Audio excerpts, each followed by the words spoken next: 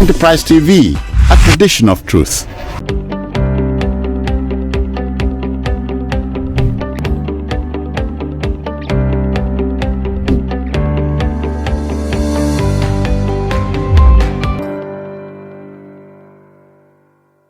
All right, if you just joined us, it's still Enterprise Morning on Enterprise TV. You're welcome back.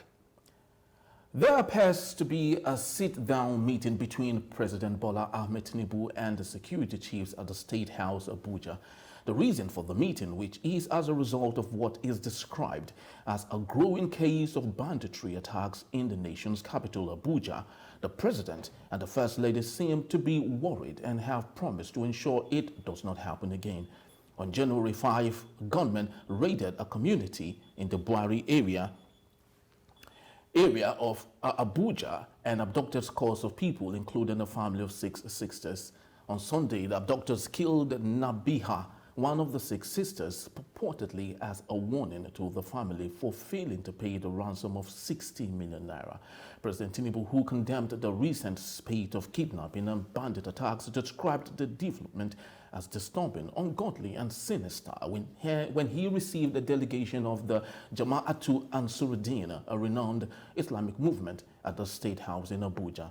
Tinubu, who blamed the lack of education as the antidote to the troubles agitating the nation, quote, "We are dedicated to building a lasting peace with a focus on comprehensive education of our children.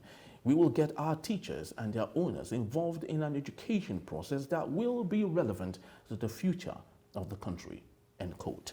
Still with me in the studios to make sense of our main conversation is Barrister Tunji Abdulhamid. Thank you so very much, sir, for remaining with us today on Enterprise TV today. And joining us in the studios right about now is Dr. Olabisi Deji Folutile. She is a journalist, a publisher, Frank Talk Now, and director of AF24 News. You're welcome to Enterprise Morning today. Thank you. Thank you so very much. All right, so let's talk about this issue, kidnapping in the FCT. It's becoming so worrisome, and it's happening at a time when the economy of our country is not telling so very, very well, especially as it involves foreign direct investment and tourism and so many other things that had to do with investing and looking into Nigeria. But the question today is, why is this happening now, and why is it happening in the FCT? Let me start with you, ma'am. Well, I won't say it's happening now. I think it's a continuation of what has been happening. Okay. Because I also remember that this particular topic was one of the topics that we discussed at Journalist Hangouts, I think more than 1 year ago. Okay.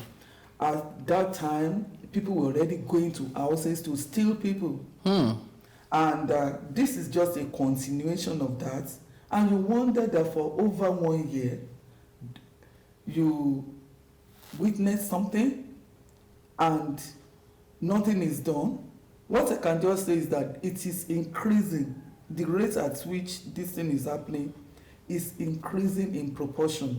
Because if you look at this Abuja case now, it's like there is a special focus on residential areas in the Federal Capital Territory, where people just go, carry family members with the hope of getting money. And look at even the ransom that they're asking for, 60 million from a family, and you now killed one person, and good enough for them. Somebody offered to give them 15 million to rescue the remaining 5 sisters. Now, you ask me, why is this happening? It is happening because there is room for it to happen. When you say there's room for it to happen, are you talking about ineptitude on the part of our political of our security people? Operatives? Okay. Yeah, because it's happening because it is allowed to happen. Any crime will occur if perpetrators know that when they do it, they are going to succeed and they are going to go scot-free. Oh, okay. So I guess that is why the proportion is increasing. That is why it is happening. Yes, you can. I don't want us to link it to our economic woes. You see, economic woes have always been with Nigerians, and we cannot, even during the tenure of ex-President Muhammadu Buhari, we had a lot of all of these kidnap cases, just that those ones were, concentrated on secondary schools. I was scared of FCT. Yes, but this time around, I think these criminals are just getting more and more bold because they think they can operate without checks, and that is what we are seeing. Insecurity, that proportion is just, particularly in the Federal Capital Territory, which is supposed to be the, capital of Nigeria. Of course. Should be the safest. The epicenter of security, intelligence, and so on and so forth. That is even the seat of government. So if this is happening, you can imagine that our security operations are just breaking down. It's a sign that things are not just working together. All right. So, Barrister, you would agree with me. In the last 8 years, President Bola Tinubu organized and had a plethora of meetings with security chiefs and so on and so forth. Now we'll have Bola Ahmed Tinubu as the president. He is having a continuity of the same thing. Now, what do you think is missing in all of this having meetings and counter meetings and all? What exactly is missing? I don't know what they discuss most time when they meet. And I wanted to say what is missing is the implementation of their discussion, or what outcome of their discussion, that whatever plan they have in the course of discussion are not being implemented. There's no enforcement. Like she said, I totally agree with all what she said. We give these people room to operate. We allow them to do whatever they do. In fact, they dictate and determine how our security agency operate now. Because once we are told that they are somewhere in Buhari, that's where they are committing their crime. That's where the focus will be. When we are told tomorrow that it's in Jos or it's in a social place, that is where the focus will be. So we don't even have our own plan. So we are just reacting to them. So they are determining or dictating the game to us. So, and why is that happening? Just like she said, they believe that, look, we are in charge. Because they are in charge, because they are getting away with what they are doing. And nobody is being punished. So you mean there's complicity in our security? Is that there's a complicity, or there's lack of willingness to do anything? Or maybe there's a compromise, just like you said. So for me, when we were being told in the last administration by the former Attorney General that over 4,000 or so have been arrested, how many people have been prosecuted? How many people have been punished? When you even pamper those who commit crime compared to their victims, why would they not see it as a very good business to do? Because we are in this country where those who commit who will call banditry or bandits or we call kidnappers are being over amnesty. Let's send them abroad. Let's send this and this and that. While their victims are in IDP, not able to eat. So. And you see, we're not doing the right thing. I don't know why we are not doing. And you see, it shows that, look, the government, they know what they are doing. And those security agencies, they only see their own security as priority. Security for the majority of Nigerians is not a priority. We also saw what happened when the president came to Lagos. Battalion of, in fact, it's like a movement of a particular battalion to Lagos army. You see the kind of security given to entourage. So if Nigerians have a semblance, entirely Nigeria have a semblance of that kind of security, we will be secure. Nothing will happen. But we don't have, and we can't have, as it is today. We can't have because we don't have enough personnel. Some people will argue and say, no, we have. That means there are being issues. No, we don't have. Because I am aware, like for example, Botswana, that is considered to be the most powerful, strongest police force in Africa, it has 15,000 to at least 300 or so per person. In Nigeria, what do we have? The totality of our police is 317,000. when we're not recruiting. And out of these 317,000 that we're talking about, half of them are with either the PPIP and the celebrities. So, and those who are not even with the celebrity and the PPIP, they are on the road collecting money. So how do you expect anything to work? So, and if, in fact, the work of the police is not being done by the military.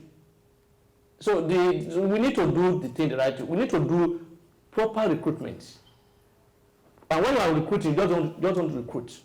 You do proper profiling and recruit people. Massive recruitment, massive training. Ensure that the welfare of the people who have been engaged are taken care of. No complaint. You will not.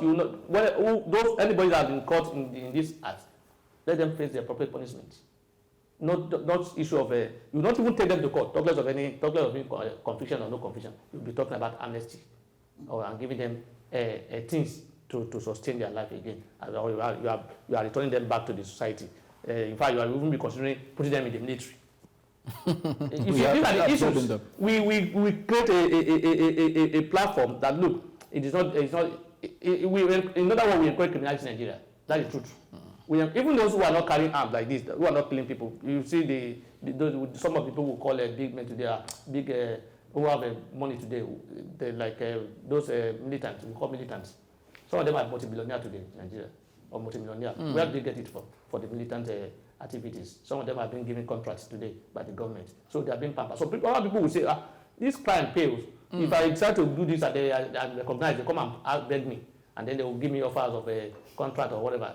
People will do it. So until we punish people for committing crime, we won't get it right. Exactly. And until our military or our police get the right instruments and the right mentality, we can't fight it. Now, Doctor, some Nigerians would call it a misplaced priority. President Bola Tinubu is blaming lack of education as the cause of the issues we have draining Nigeria right about now. But you will agree with me, when he came into power, unity schools were increased to 100,000 naira from what it used to be from 20 to 50,000 naira, and so many avalanche of other issues that is hampering education, especially from parents giving that to their children. And today he is blaming lack of education for that. Isn't that a conflict of interest on the part of the president? Well, if you ask me, how to tackle the long-term solution to banditry and all of that, I would say education. Okay. That is when education is accessible. Well, it has to be accessible. It has to be, you have to also encourage your children to attend schools. I guess if you are talking from the perspective of banditry and other crimes, I guess it was saying that because it was addressing a Muslim it's group. True. Yeah. And we all know the state of education in the northern parts of the country. And we also know that in the highest number of out-of-school children reside in the northern parts of the country. Very true. And we also know that when you have a situation where children are left unattended to in schools, they grow up to become criminals, because what would they have done? And we also know that in the north, even one of their governors, Masari, said it, that the children they left unattended to were the ones in the forest coming out to kill the people in the cities. So it is true that we need education, and it is also true that children, in fact, if you go to countries that, do you know how people value children and education in these developed parts of the world? It's to the extent that even if you are an illegal immigrant and your children are below 18 years, your own position as an illegal immigrant is not going to hinder your children from accessing free and compulsory education in their countries, because they know the value of education, despite the fact that that child is not illegal migrants in their countries. But what policy do we have for education? Now, coming back to your point of, okay, we are talking about education, and at the same time, we are making it impossible. For people to access education. That is the, you see, this country is such a funny place. You also think that they make it impossible for people to access education. But are you aware that the UBEC Act makes education compulsory for every Nigerian child till JSS 3. Okay. And the federal government provides money for each state in this country to allow their children to access that education. But does it get to the people? No, there is a clause. Okay. But that state, each state must also provide a counterpart funding to what the federal government provides. Okay. But do you know that our states, many states in Nigeria, are yet to access that free money that is available? The money is in the Central Bank of Nigeria. They've not been able to access it, or is it because they've not been able to provide their counterpart funding? That is why. In order to make it work? Yes, exactly. Because the only way you can access it is for you to provide your own counterpart funding. But these states are not providing them. Many states in the north, they are not providing that money. If you go to, I don't know the figure that is with the Central Bank of Nigeria now, but I can tell you that we can't have less than 50 billion naira of such fund lying idle and fallow with the Central Bank of Nigeria, simply because states are not ready to provide their own counterpart funding, which means that they don't value education. So you are even, that is what we are looking at the state governments now. We are looking at government that even what is available, to what extent are they making it accessible to these children? Yet their own children school abroad. From primary school level to university level, they send them outside to access the best of education. And the least that they can offer these children, they are not offering them. And at the end of the day, they grow up and they become bandits and all of that. And to that extent, I agree with the president that education is very fundamental, and that education should be accessible, and that the state government and everybody concerned should make it possible. I am even thinking, do you know that even these state governors at a time, they made a request that they should cancel that law that says they should provide counterpart funding, so that they can access that money. And when they access the money, they will spend it on something else. So I think our leaders have problems. They don't love Nigerian children. They don't care about them. And it is not enough to pay lip service to education. It's not enough for the president to say, let them access education and all of that. Even the things that are available to access education, how far is it being implemented, and what is the president or the government doing to ensure that these things are implemented? So I think, I don't know.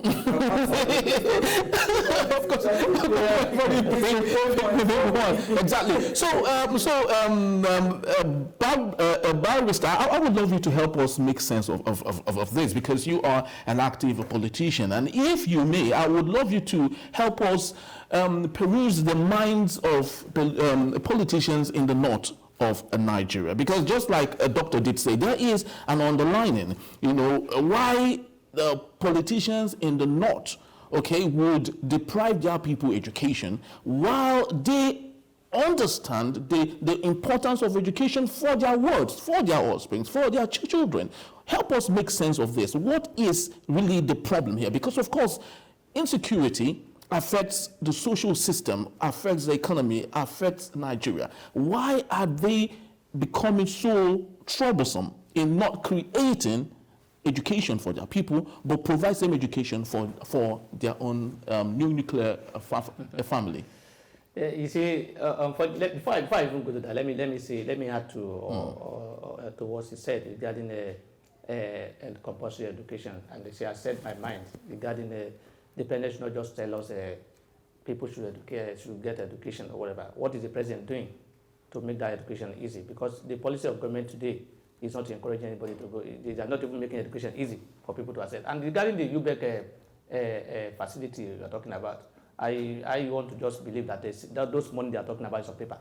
If it has not been packed by some people. Okay, you mean the one from the federal government? There are some money that you see on paper that have been said that have been marked somewhere. That by the time they want to access that money, you will realize that there's nothing there. But interesting is that UBEC fund is not. Is it not Nigeria? It's not. No. Is that fund not Nigeria? Is it money that go abroad?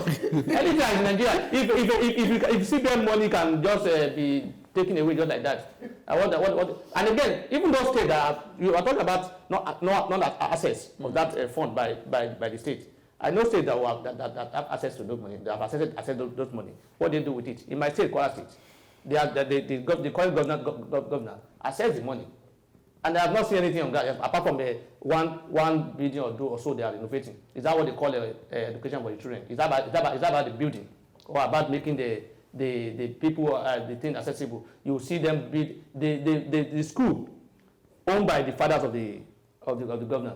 While just public school, just one school, no further with 200 million naira by painting, just painting. So what I'm saying is that even when they access that money, they embezzle it, and we won't see what the money has been done. So for me, you see, the issue of back to your question, we are having that because we are not giving the right people the opportunity to be in charge. Those who are in charge are not even most of them are not even well educated. They don't even know the value they were opportune to be there. Some people, those thanks to our law, which is for you to be a governor or to be a minister or to be a senator, you only need sometimes you don't even need any paper. Once INEC can satisfy that you can read and write, you can contest and win the election as a governor. In other words, you need not go to any school. Once INEC is satisfied that you can read and write, you are free to be there. So I'm not saying education or going to school will determine whether or not you can perform well. But if you don't go to school, you won't know the value of that education. You won't be able to know it. And the background in the North is the reason why we have this. Initially, they believe in this Islamic school for children before you go anywhere. So that Islamic school, they now see it as a way. They don't see it as a formal education that can lead you to anywhere. And most of them are not taken care of. They will not dump them there. So irresponsible parenting is also one of it. There is irresponsible parenting. You have a child, don't drop it somewhere, you not even bother to find out whether or not. And it's not only those who are not the illiterate. I know of a senator who was boasting that he has 28 how many children died. And out of these children, he doesn't even know them. Because there was this story that he was at home one day and the children were playing, and in the night he said, "Will you people not go to your house?" And Baba, this is our house now. So you don't know, that means you don't know their children. So those are the kind of things. So talk about people who don't even have money and they are having children. So the responsibility lies on the government and on the people. So until we have the right people in government and we have right frame of mind, then we can't get result in that regard. So like I said, I agree with her that education is fundamental. We need to education will at least will align and straighten your thinking in a way, if not another thing. So I think until we make people understand the importance of this education, until we have people in the North or anywhere in the country. I'm not talking about North now. It's everywhere. Only that the percentage is higher in the North. The out of school children are everywhere now because the things are not laughing. The cost of education in Nigeria now is something else. I remember I told my child when I enrolled my first child, I said, look, the money I pay, the totality of the money I use in going to school is not up to what I pay now. Not even half of it. So are you getting it? So the government need to do more. When I was we did at least we benefited in the way. I'm a small boy, but at least we benefited some of these field services that we were even thinking. And even at that time we were complaining that we were suffering, because I remember in my university we will be given a tissue paper and soap every weekend or so. When in primary school we were given free books, free textbooks. You are not as long as you are claiming them. Over 40. Over 40. So what I'm trying to say that it's not too this issue that we're talking about is not too it's not a long time thing that has been happening, but we continue to neglect it. Yeah. That's what I'm saying. We continue to neglect the rot in it, and we now see benefit. What we see, whatever that comes, is how we are going to make money from it from ourselves. And there are rumors that one person will carry 4 trillion naira. One person is carrying this to do what? To do what? So the question now is: do you think President Bola Tinubu, what do you think she should do now? To stop all of this.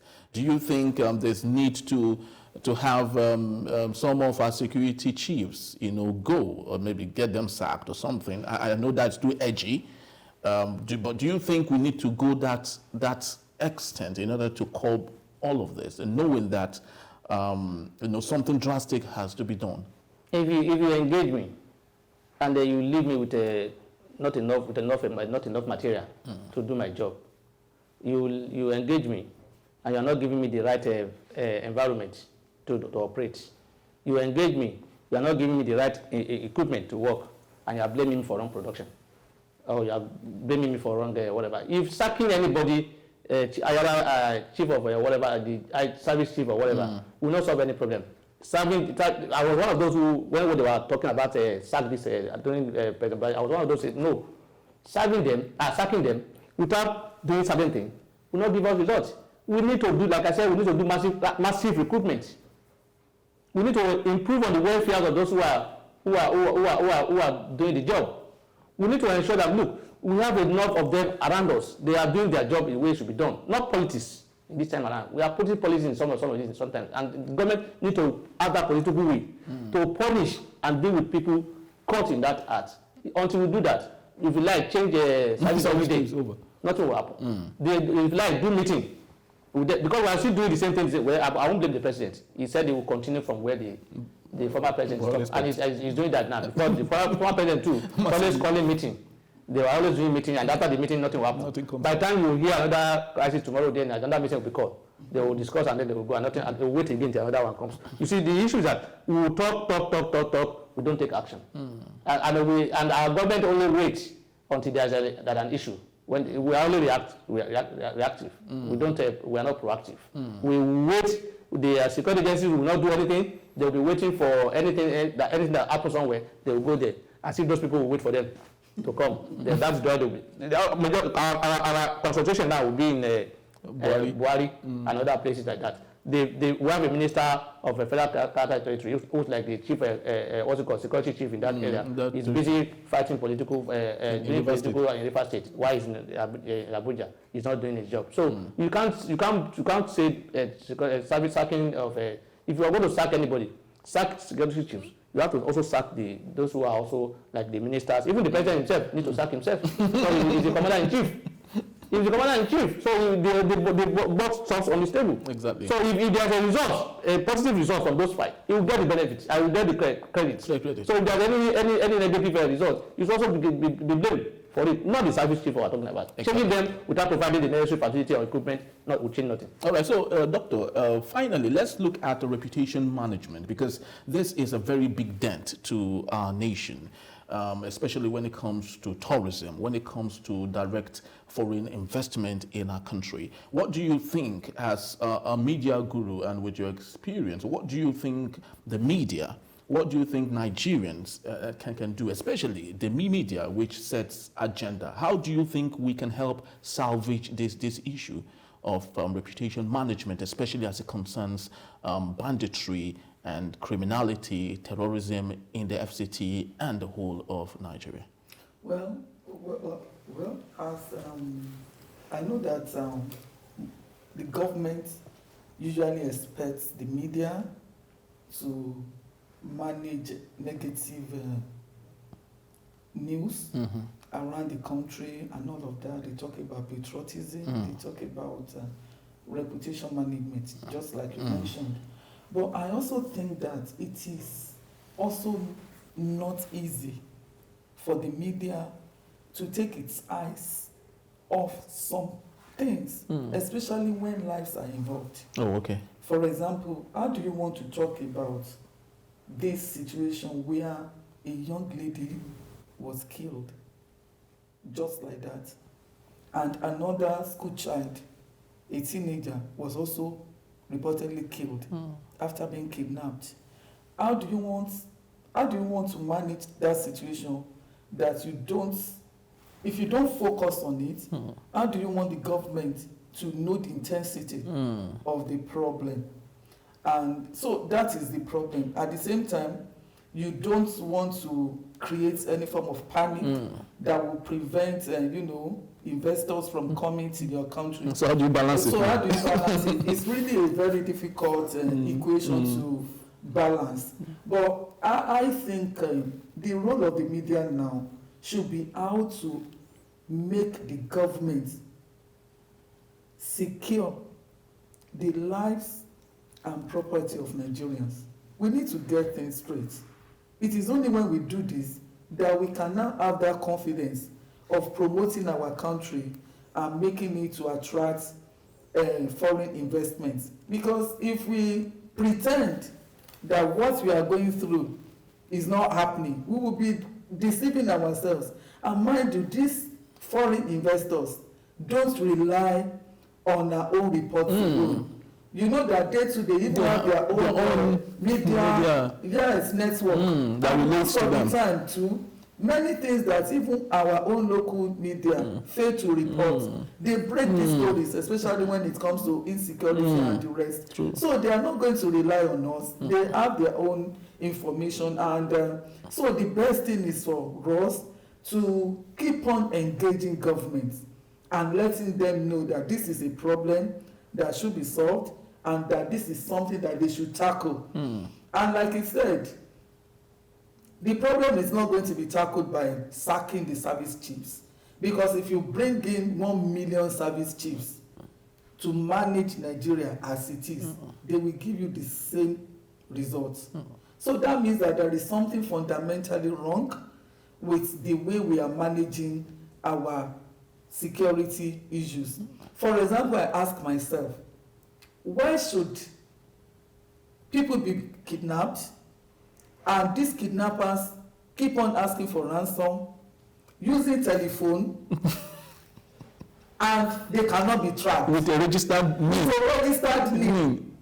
Even without a registered name. It's enough. The telecommunication outfits can track every call. They can track every to where they are exactly. Where they are, they can the location and all of that. So why are we still in this state? So what will you tell now that this thing, and it has been happening for years, and you cannot get it sorted out? What is the role of technology in solving our problems?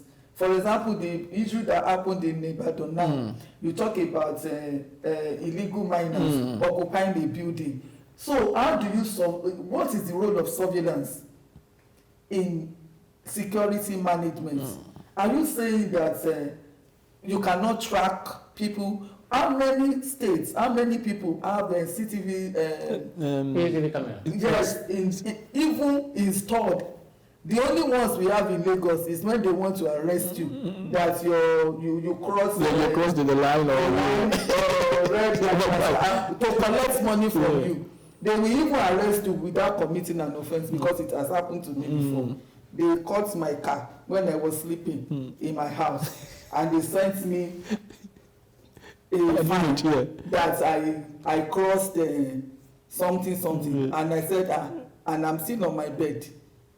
I went there, I told them that this one that you said my car committed an offense. I know that as of the time you sent this, I was on my bed, and they told me that no, it's not possible, that maybe somebody drove my car. I said, okay, show me, just show me the TV. Abishebi, you will have it. How the car, because I know that my own car was in my compound as of the time I got this alert, and it was after that they cancelled the fine. Just to let you know that even when we try to do, the purpose for doing is for revenue generation. So we need to up our game and look at security as very key, very important. We want to attract foreign investment. let us tackle our insecurity in Nigeria. Let us make Nigeria safe for everybody. It's not that these politicians will be going about with 1 million security people around them, and they will leave the rest of Nigerians helpless. So we need to tackle this. That's very, very true. Of course, we cannot have a thriving Nigeria. We cannot have a growing economy without the right security to ensure that there's peace, to ensure that business strive, to ensure that democracy stands. So I feel it's very important for those in authority to do all that they can to ensure that Nigeria is safe. I'd love to say my very big thank you to Barrister Tunji Abdul Hamid for being part of our show today. Thank you so very much, sir. Thank you for having me. And to you, Dr. Olabisi Deji Folutile. Thank you so very much, ma'am, for also being part of our show today. And for you, watching, we'd love to say thank you for being part of our show today. Please do well to visit our website at www.enterprisetvnews.com. Follow us on all our social media platforms at Enterprise TV7. Subscribe also to our YouTube channel at Enterprise TV7. I am Henry Igwebike. I'll see you tomorrow for yet another great time. Cheers.